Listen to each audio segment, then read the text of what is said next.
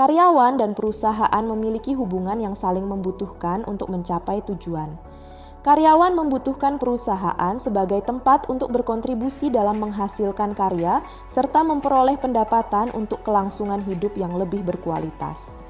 Sementara perusahaan membutuhkan karyawan untuk menjalankan roda bisnis demi kesuksesan usahanya.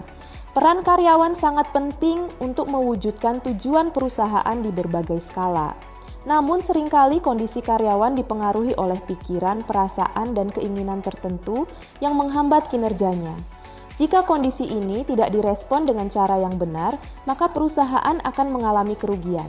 Salah satu kebiasaan sederhana yang dapat membantu karyawan dalam meningkatkan performa dalam pekerjaan adalah kebiasaan positive self-talk.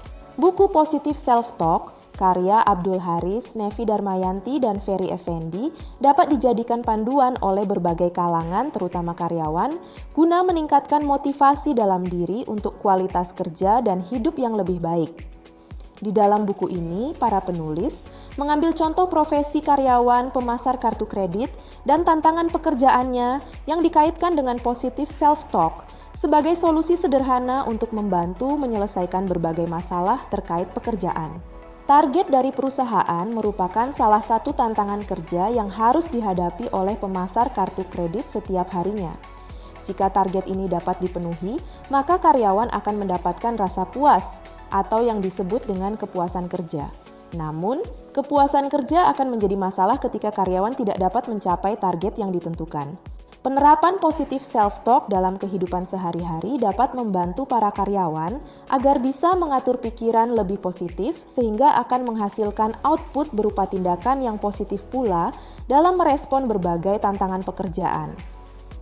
Positif self-talk adalah kegiatan berdialog dengan diri sendiri menggunakan kalimat yang positif sehingga dapat membantu membangun kepercayaan diri. Di dalam buku yang terdiri dari 5 bagian ini disebutkan oleh penulis bahwa seringkali self-talk tidak dianggap penting. Alasannya, kegiatan ini dianggap tidak memiliki makna istimewa dan sering dilakukan tanpa disadari, misalnya seperti berbicara dalam hati. Padahal jika ditelisik lebih dalam, self-talk memiliki banyak manfaat.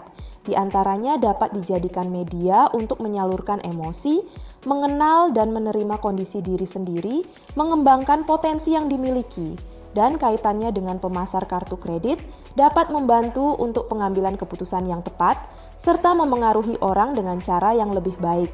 Pada akhir buku, disampaikan penelitian terkait hubungan antara kepuasan kerja dan kondisi stres yang dialami oleh karyawan pemasar kartu kredit.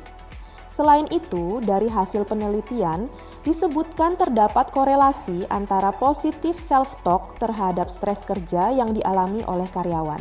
Lewat penelitian pada bab akhir, penulis juga memberikan saran agar perusahaan dapat menciptakan suasana yang kondusif dan memfasilitasi positif self-talk bagi karyawannya.